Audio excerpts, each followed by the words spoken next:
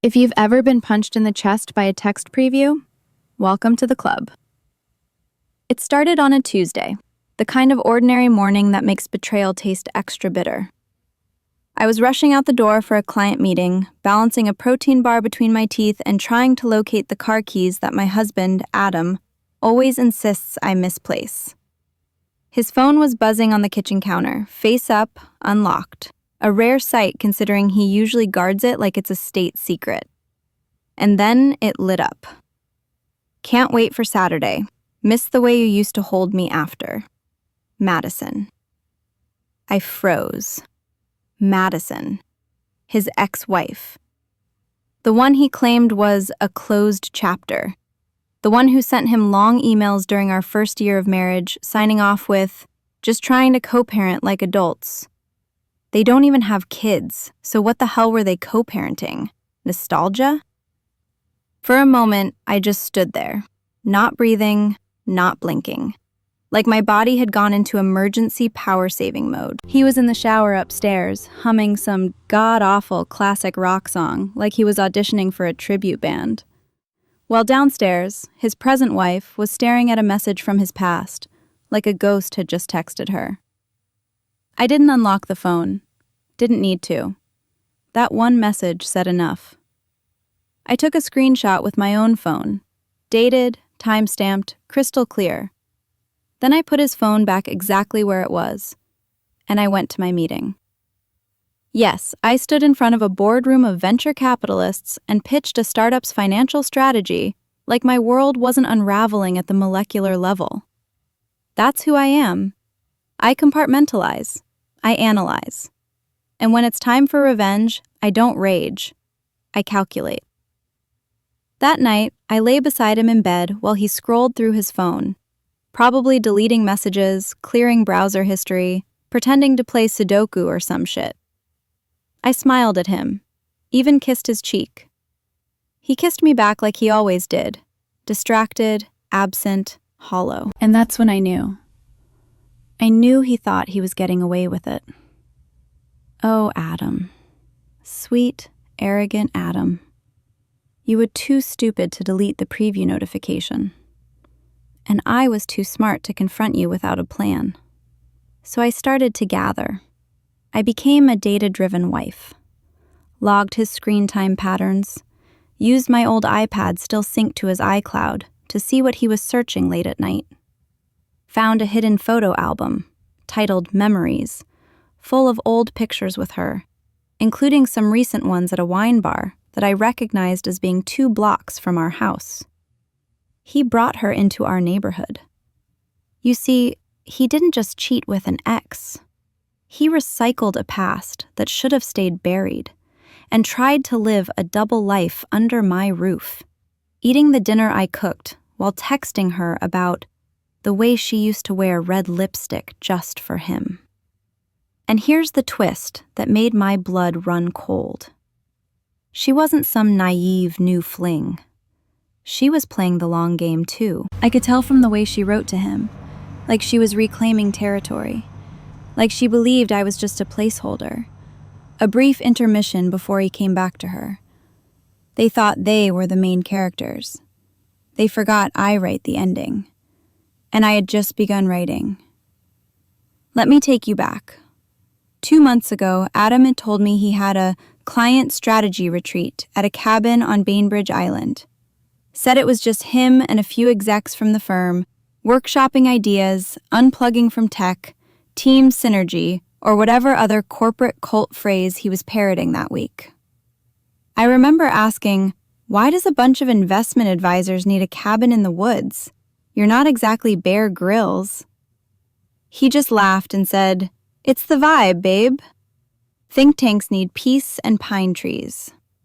Peace and pine trees, huh? Fast forward to now, post-Madison Techsgate. I'm sitting on the couch, sipping a Pinot Noir that frankly deserved a better night, and I get curious. I open my laptop and dig into our shared credit card statement. Adam's never been careful with the digital trail. He thinks clearing a browser history is peak espionage. So there it is, a weekend in September, listed as a business expense on our Amex, Bill to the Elmside Retreat. I Google it. It's a cozy lakefront cabin rental with a 2-person hot tub and a romantic getaway package add-on. No conference room, no team building, just a place where couples go to reconnect or, in his case, redefile their past. Next, I check his calendar. He'd blocked it off as Q3 off-site planning.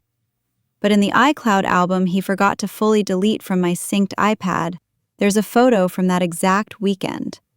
He's holding a wine glass, she's holding the camera. There's a fire pit, a fucking fire pit. And now I'm shaking, not from heartbreak, but from the sheer theatrical audacity of it all. He brought her to a rented cabin and pretended it was business while I was home reorganizing our taxes and choosing backsplash tiles for the kitchen remodel. That's the thing about betrayal. It doesn't stab. It sinks. It plants itself deep inside your ribs and makes a home. So I reached out to the cabin host, pretending to be a guest requesting past invoices for expense reimbursement purposes. And you know what? She emailed me the receipt. Said Adam and Madison Walker checked in together. He used her real name. Adam wasn't even trying to cover his tracks. He was high on the thrill of it, cheating like a man who thought he was invincible. But I wasn't hurt anymore. No. I was interested now. See, it's one thing to be cheated on. It's another to realize the people betraying you think you're stupid enough to never notice. I spent the next week assembling my arsenal. I printed receipts, downloaded photos, logged messages, cross-referenced call logs. I mapped every weekend business trip against Madison's Instagram activity. Found 2 overlap weekends. Both times she posted wine glasses and blurred cabin selfies with no tags. She never tagged him. That's how I knew she was in love. Women only hide a man when he's still someone else's. At this point, I had everything I needed. The affair wasn't a mistake. It was a fully scheduled, Google Calendar-enabled, emotionally nostalgic reboot. But I didn't want to scream. I wanted him to understand what it feels like to be blindsided, to have your life rearranged by someone else's selfishness. So I made a plan. And like any good strategist, I started with her. Because if you really want to dismantle a man's world, don't go through him. Go through the woman he thinks he's in love with. Madison once posted a photo of her vanity setup.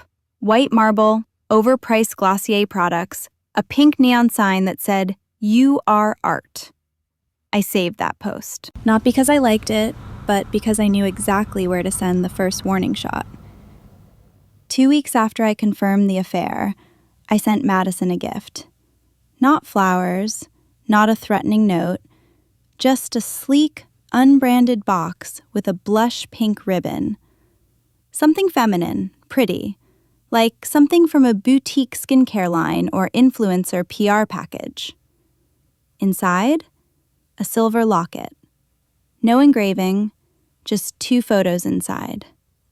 Left side, Adam at our wedding, his face soft, lips pressed to my forehead, hand on my lower back in a way that once felt sacred.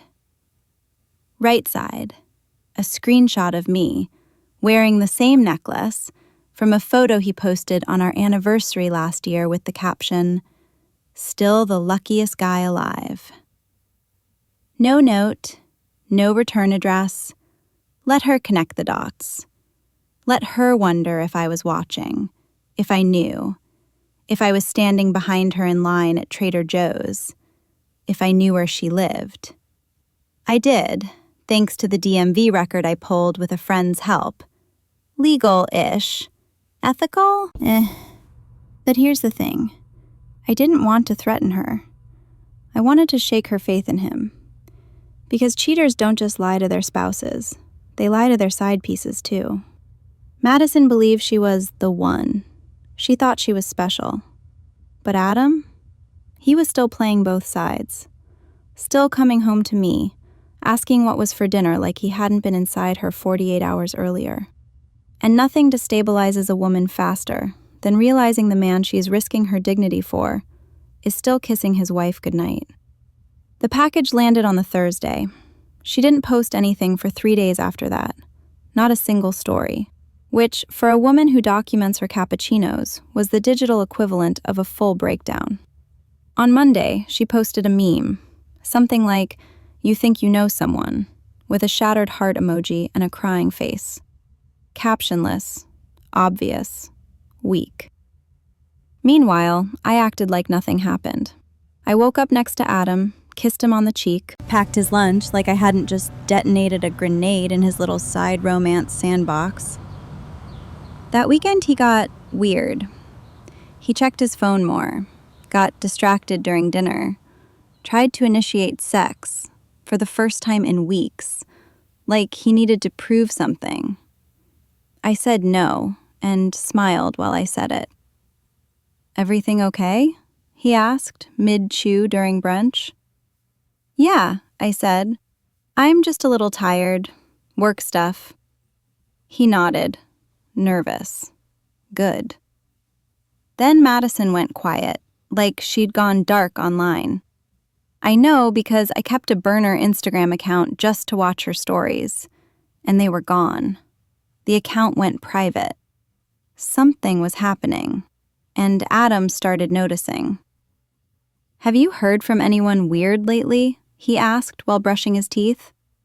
I played dumb. Like spam calls? No, I mean like just strange messages or mail. I laughed. "Are you paranoid? You sound paranoid." He blinked, then looked away. That's the thing with guilty men. When you don't confront them, they spin themselves in circles trying to guess what you know. And Madison? Well, she finally broke. 1 week after receiving the locket, she texted Adam at 2:17 a.m. "You lied about everything. You didn't tell me she was still in the picture." And I saw that message because I'd already cloned his phone, synced it. Every message he got, I got. He never knew. But Madison just found out I existed, which means phase 2 had officially begun. You ever watch a man spiral in slow motion? It's delicious. Adam started pacing, literally pacing, up and down the hallway, whispering into his phone like we lived in a surveillance state. He wasn't entirely wrong. He'd be mid-conversation and I'd walk into the room and boom, call ends. "Wrong number," he'd mumble. "Oh," I'd smile. "You sure it wasn't someone trying to reach your soul?"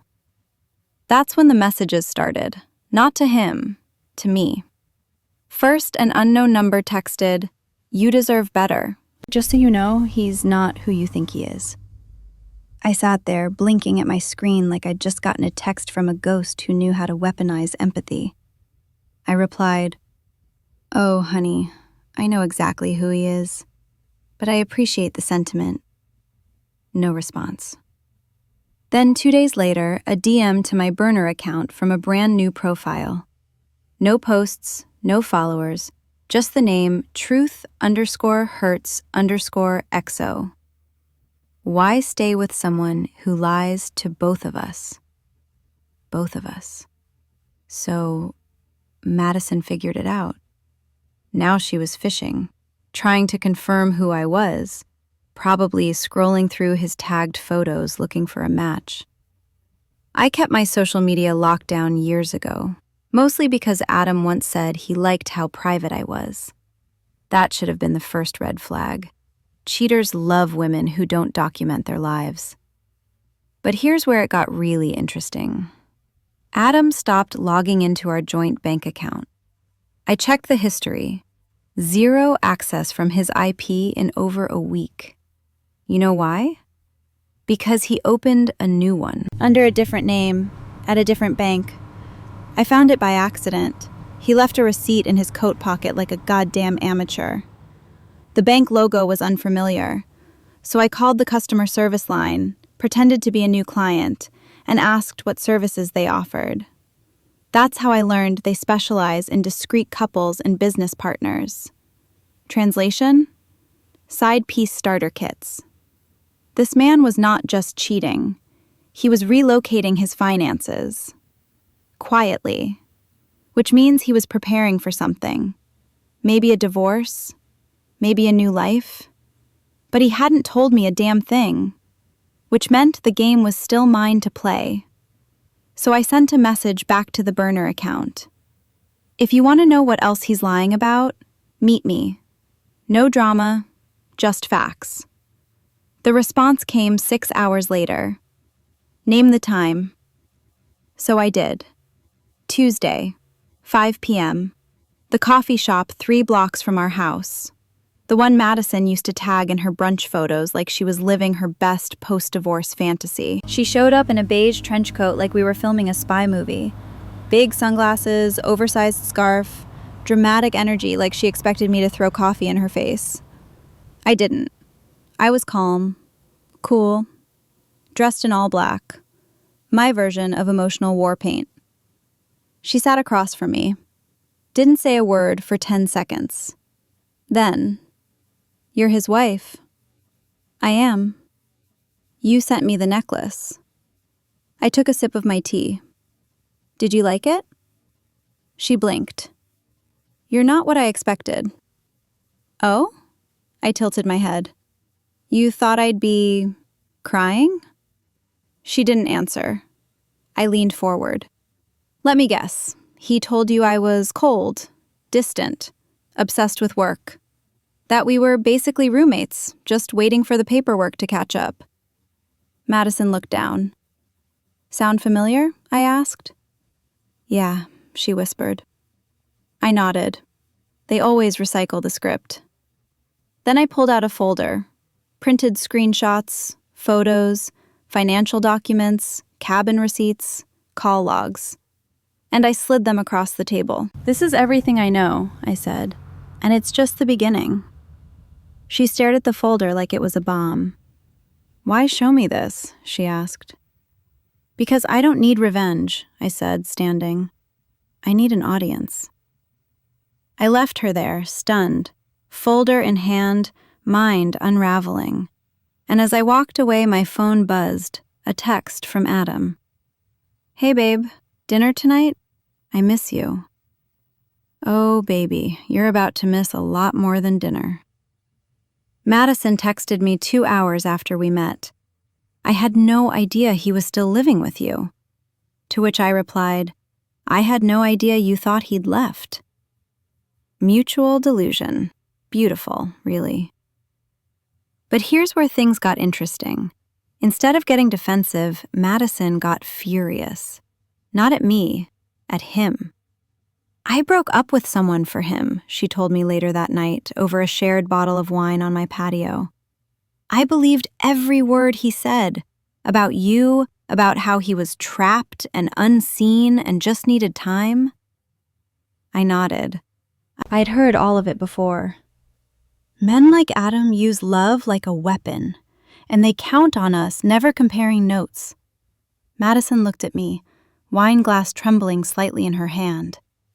"So, what do we do?" I smiled. "We let him bury himself.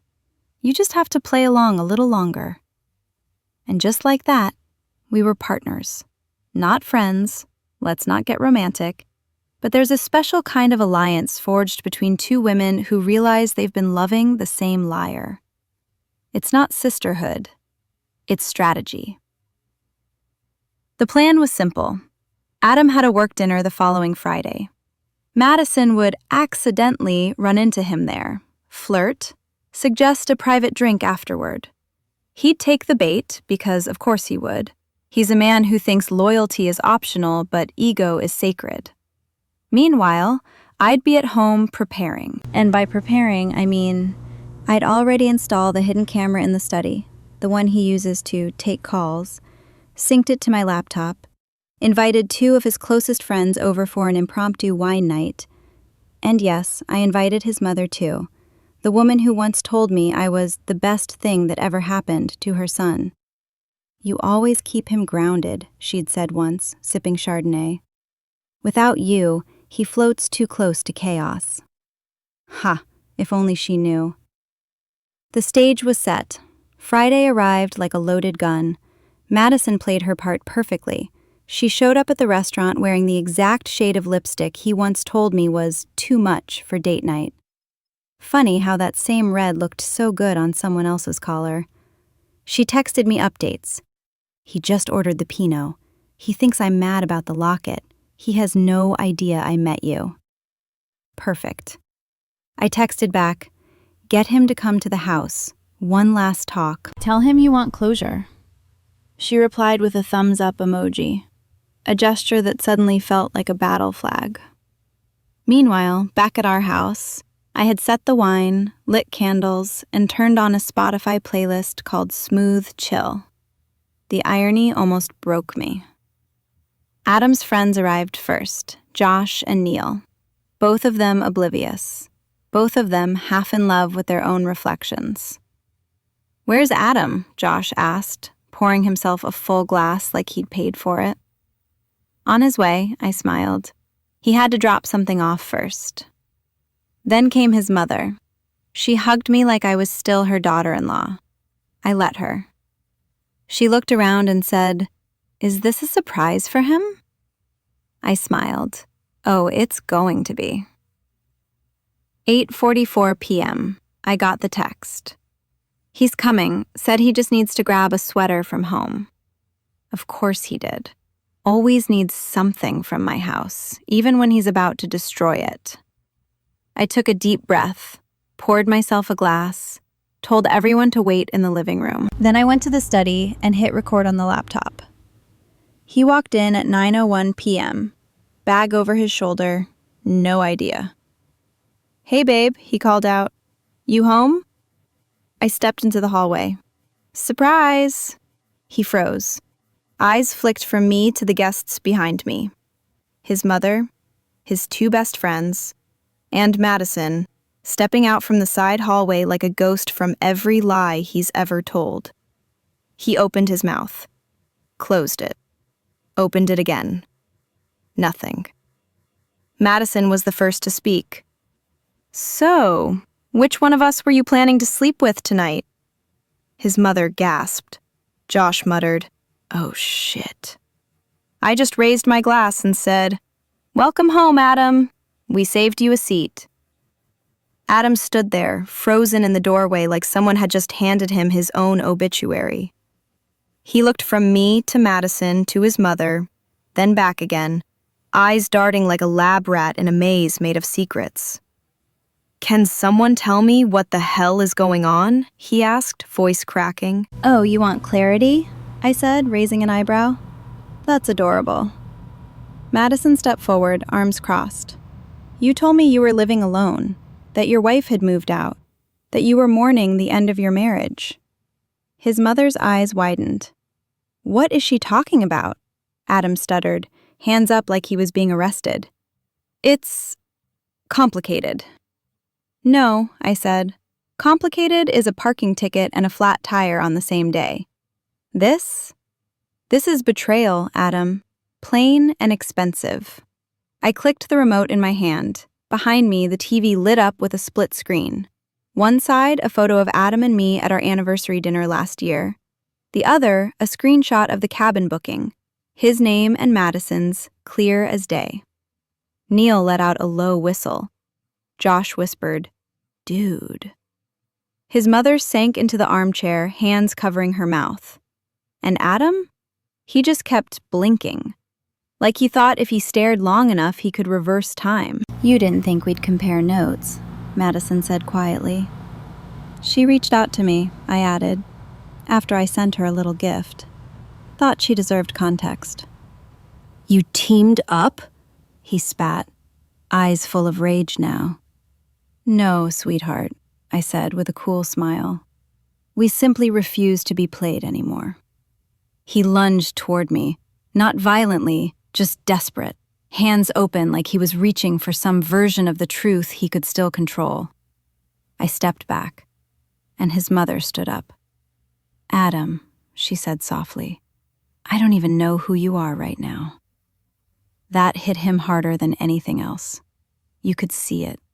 His jaw clenched, like shame was crawling up his spine in real time. I walked toward the front door, opened it wide. You should leave, I said calmly. We're done playing house. He hesitated, looked around one last time, maybe hoping someone would defend him. No one did. He walked out. And I closed the door behind him with a click that felt like a finish line. Adam didn't call me that night. He didn't text. He knew better. But Monday morning, he showed up at my office, like nothing had happened. Like he didn't detonate our life in front of an audience 3 nights ago. He stood in the lobby like a wet dog, eyes puffy, holding a Starbucks cup and some pathetic peace-offering croissant. I buzzed security, told them to escort him out. Then I went into my meeting and closed the quarter 14% over projections. Because unlike Adam, I finish what I start. By lunchtime, HR at his firm had already heard about the scene. Madison hadn't said anything, but Josh had. Apparently, guilt got the best of him. Or maybe watching your friend's marriage implode in 4K makes you rethink your own morals. Whatever the reason, by Tuesday, Adam was removed from 2 key accounts. By Thursday, he was on temporary leave. I didn't have to lift a finger. Consequences? They did their own PR. As for his mother, she called me. She asked if I was okay. I told her I'd be better once I didn't share a last name with her son. She was quiet for a moment, then whispered, I always thought you were too good for him. I almost laughed. Too late, Helen. You raised him. Madison went quiet again. She deleted her socials. We didn't speak after that night, and honestly, I was fine with that. We weren't friends. We were survivors of the same tornado, that's all. Meanwhile, I started moving money. I transferred funds out of our joint account into a separate legal entity, one my lawyer helped me set up a year ago, back when I first got suspicious. Back then, it felt paranoid. Now, it felt prophetic. The cabin? Sold it. The equity? Mine. I even used some of it to treat myself, not out of spite, out of symbolism. A new watch, a new mattress, new locks. Every item a quiet message to myself, you're not going back. People think revenge is fire and fury, but the best kind is clean, surgical, elegant.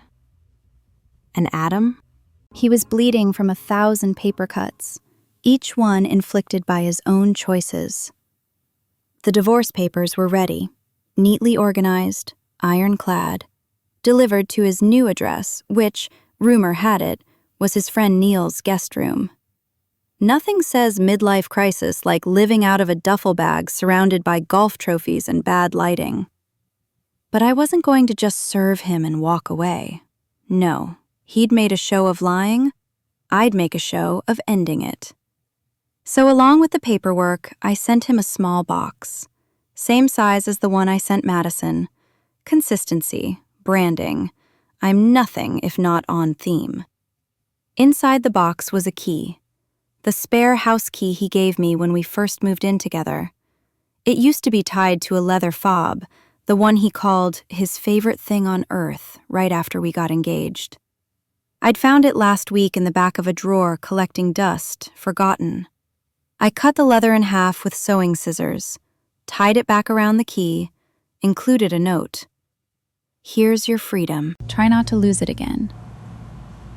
No venom, no swearing, just that. Quiet. Chilling. Done.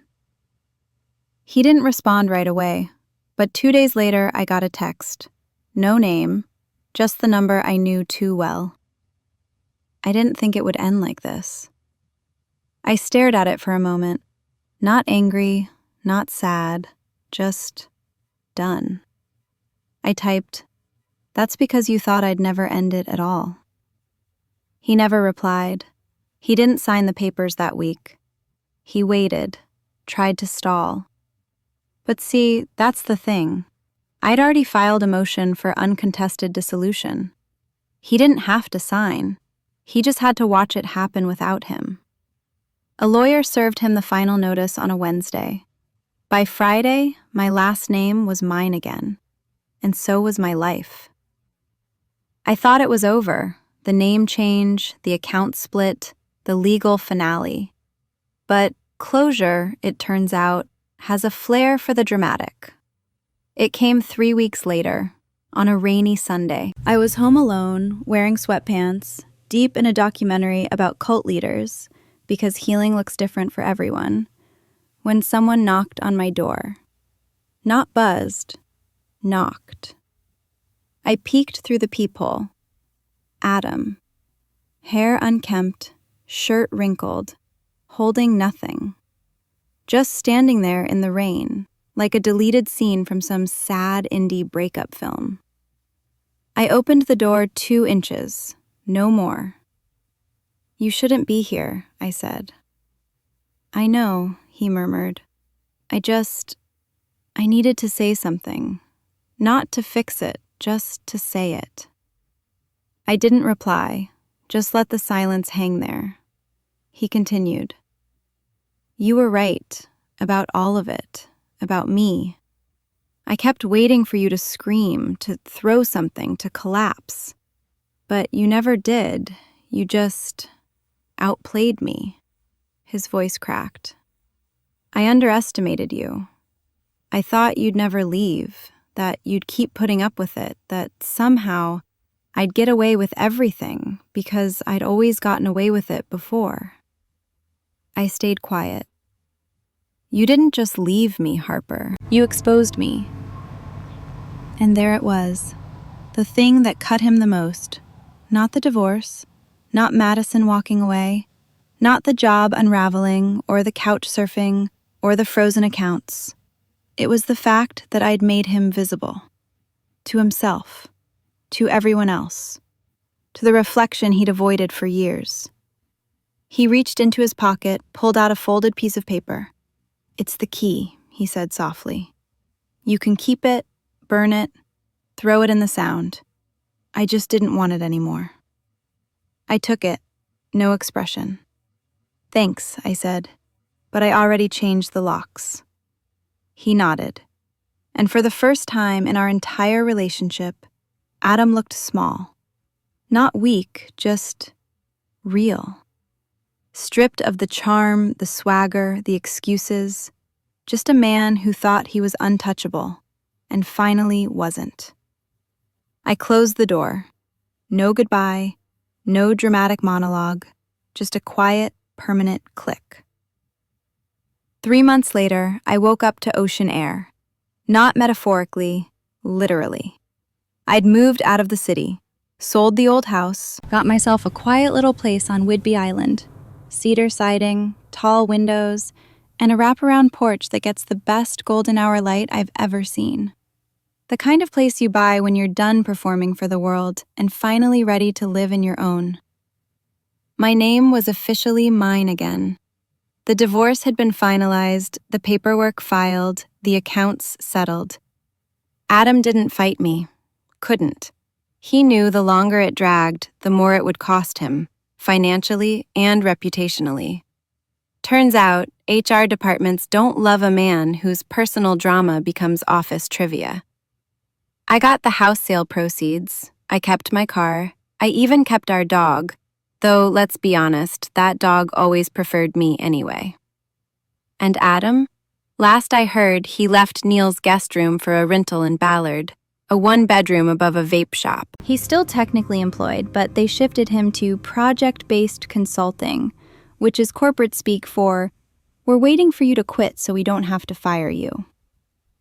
I heard all this from Josh, the only one of Adam's friends with the guts to check in with me. He stopped by one weekend, dropped off a bottle of wine, and told me quietly, "You know, we always thought you were a little cold." Turns out you were just holding everything together while he unraveled behind your back. I didn't say anything. I just smiled. Because sometimes the deepest revenge isn't a spectacle. It's not a breakdown. It's stillness. It's the life they swore you couldn't have, the one you built anyway. I work less now, consult part-time. The rest of my days are filled with long walks, black coffee, and books I never used to have time to read. I stopped checking Madison's socials. She deactivated for a while, then came back with a new account and a caption that simply read, "Growth hurts like hell, but you grow anyway." I didn't like it. I didn't follow. But I understood. The last message I got from Adam came a month ago. "I hope one day you'll forgive me." I didn't respond. Forgiveness isn't something I owe him, and it's not something he needs in order for me to move on. I already did. This morning, I stood on the porch in a robe, mug in hand, watching the ferry cut across the water like a moving secret. I thought about how far I'd come, not just in miles, but in self-respect. The woman who begged for scraps of attention, who rationalized late nights and locked phones and dead stares, she doesn't live here anymore. This version of me doesn't tolerate lies. She doesn't romanticize potential. She doesn't confuse chaos for passion. This version of me loves her peace more than she ever loved a man who made her feel small. They say revenge is best served cold, but I disagree. Revenge is best served quiet. In the morning, with hot tea, on a porch they'll never sit on, watching a life they'll never touch again.